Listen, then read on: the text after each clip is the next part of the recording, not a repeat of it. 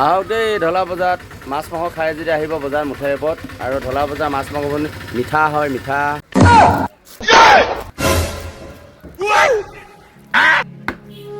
Hello' guys, আমি যিহেতু প্ৰত্যেকে আমি মিলিজুলি থাকোঁ বজাৰত, যিহেতু প্ৰত্যেকৰে দোকান আছে। আপোনালোকে আহিব, নিশ্চয় আহিলে দেখিব ঢলা বজাৰত আৰু এইফালে মাছ কাটি আছে আমাৰ লগৰটোৱে,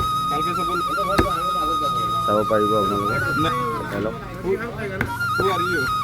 চকুৰ আনচাৰি আপোনালোকে যদি পাব, ইয়াত মাছো আছে ধুনীয়া ধুনীয়া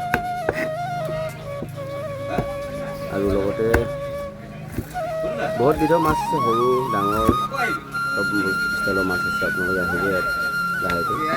চালানী মাছো পাব, ওচৰতে দোকান আছে, চালানী মাছৰ দোকানো আছে, ৰৌ আছে, চেন্দা, বাহু চব বস্তু পাব। বাহু মাছ নাই ন আজি?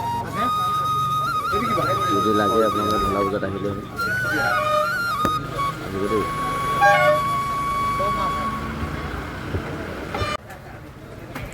গাহৰি লাগে যে গাহৰিও পাব দেই, বৰ ধুনীয়া ধুনীয়া গাহৰি ওলাইছে, চাই লওক। মই আহিছিলোঁ চাবলৈ, চাই লওক কি ধুনীয়া ধুনীয়া গাহৰি লাগে যদি আহিব আপোনালোকে। চাইকেলো আছে যে গাহৰি, এইবিলাক মাছ লোকেল মাছ বহুত আছে। কেনেকুৱা ৰেটটো কৈ দিয়ক। 300 টকা কেজি।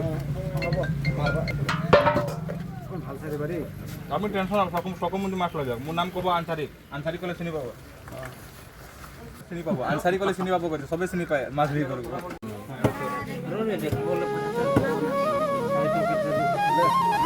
যিহেতু সন্ধিয়া হৈছে, আপোনালোকে জানে নিশ্চয় সন্ধিয়া সময়ত লাইট জ্বলি আছে। যিহেতু মাছ দোকানত থাকি গৈছে বাৰু, মাছটো বেচিবই লাগিব, মাছ বেছি কৰিব লাগিব। যিহেতু এই আমাৰ ভাইটি মাছ কাটি আছে, মাছবিলাক কাটি আছে, চাব আপোনালোকে আহিব।